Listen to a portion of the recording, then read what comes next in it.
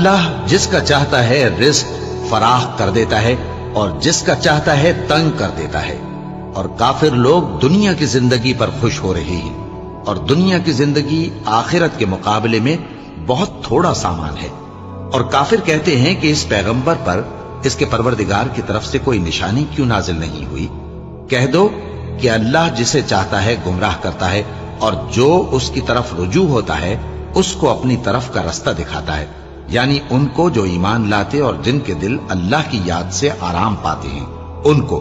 और सुन रखो कि अल्लाह की याद से ही दिल आराम पाते हैं। जो लोग ईमान लाए और अमल नेक किए उनके लिए खुशहाली और उम्दा ठिकाना है। जिस तरह हम पहले पैगंबर भेजते रहे हैं उसी तरह ए नबी हमने तुमको इस उम्मत में जिससे पहले बहुत सी उम्मतें गुजर चुकी हैं भेजा है, ताकि तुम इनको वो किताब जो हम